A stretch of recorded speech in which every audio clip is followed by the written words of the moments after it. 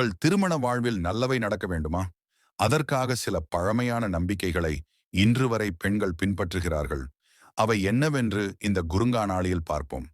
கணவர் வீட்டிலிருந்து கிளம்பியவுடன் வாசலில் தண்ணீர் தெளிக்கக்கூடாது. இது பழமையிலிருந்து வரும் நம்பிக்கை. கணவர் வெளியே செல்கிற போதே வாசலில் தண்ணீர் தெளிப்பது விடை கொடுக்கும் சின்னமாக கருதப்பட்டது. அதனால் அது மனநலத்தையும் குடும்ப நலத்தையும் பாதிக்கலாம் என்று நம்பிக்கை. கணவர் இல்லாத நேரத்தில் விளக்கை அணைக்காமல் இருக்க வேண்டும். விளக்கே ஒளியின் அடையாளம். திருமண வாழ்க்கையில் ஒளி அணைந்துவிடக்கூடாது என்பதற்காக கணவர் இல்லாத நேரத்தில் அல்லது அவர் கிளம்பியதும் உடனே விளக்கை அணைக்காமல் இருக்க வேண்டும் என்பது நம்பிக்கை.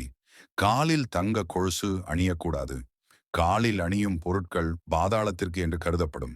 ஆனால் தங்கம் ஒரு உயர் மதிப்பு வாய்ந்த உலோகம். லட்சுமியின் கடாட்சம் தங்கம்.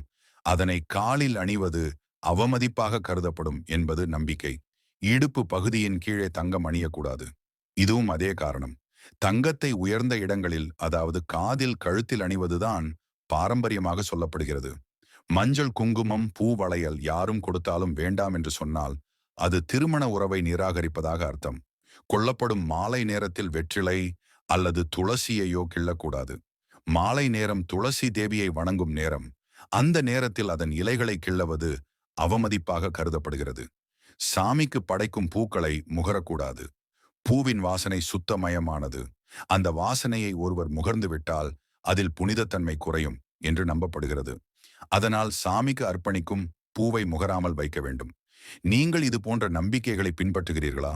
உங்களது கருத்தை பகிருங்கள். மேலும் திருமண வாழ்க்கையில் செழிப்படைய வேண்டும் என்று நீங்கள் விரும்பும் உங்களின் பாசத்திற்குரிய ஒருவருக்கு இந்த வீடியோவை ஷேர் செய்து அவர்களையும் வாழ்த்துங்கள்.